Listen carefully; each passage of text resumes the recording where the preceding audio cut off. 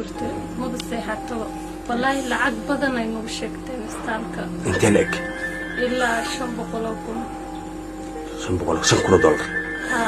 السلام عليكم ورحمة الله وبركاته. دمان أصحاب تقاليقا أنت مقال كان داود أنت مقال كان داودي وحين كود عدسنا يا أنا دمان تين مقال كان وذا شير كريسان أو شير كريسان دمان مسلمين تودن أنت تمقشله أنت جير بلا آدنمو كتالو أنت أود ما أنت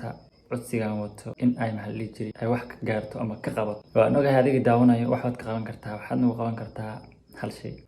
warkaygan aan sii dheereeyo ma rabo waxaa jirta hooyo Soomaaliyeed oo ku dhibaataysan isbitaal hooyadaas maanta waxaynu awoodna waa laba shay duca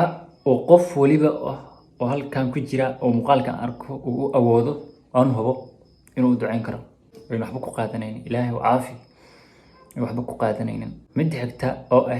in aan garab istaagno aan maalku garab istaagno ducaanu ducayno iyo garab istaagno wax duca ka weyn ma laakiin aan ku garab istaagno biilkii isbitaalka asku yeeshay aan u bixino horta caafimaadka ilaahay bixiyo xanuunkan ilaahay bixiyo laakiin nafta markay xanuunsato way jeceshahay walaalkeed inuu garab muuqdo oo garab istaago ani maanta intaan awoodo waan sameeynayaa waxaana kamid ah inaan muuqaalkan ku soo gaarsiiyo maamadaas xanuun bay la daldhacaysa numbarkeega ciwaankii uu ku qoran yahay video isaga halkan ku soo saaraya aad daawanaysaa markaad daawatid walaal macaan انت تبرتاي هدا قرب ونقن كرتيد قرب ونقن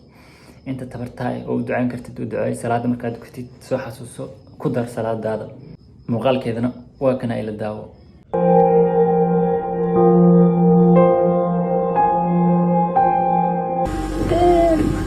يا بيرك ميا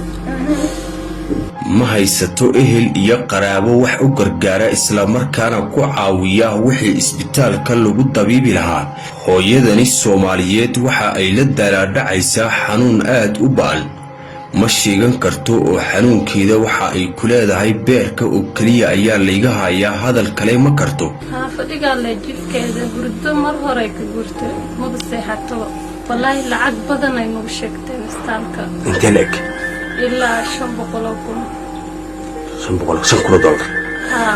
uma Soomaaliyeed waxaan ku asalayn inay garab istaagaan oo garab qabtaan sifo hooyo isbitaal u geeyo tambadka wax fluid la dhahaa uu jiro oo biyo biyo la yeelaan baba waa dhaceen biyana wili ku sii jiro maamada de wax cunto kiliyaha galayeen istomaag caloosha soo aadayay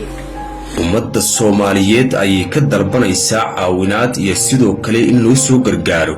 xanuunkeeda isbitaalada Kenya waxa ay dhaheen waxaanu ku qalaynaa maamadan $5,000 ma haystaan dadkeedu oo gabdhaheeda ayaa iyaguna shaqaynin oo ag fadhiya maamada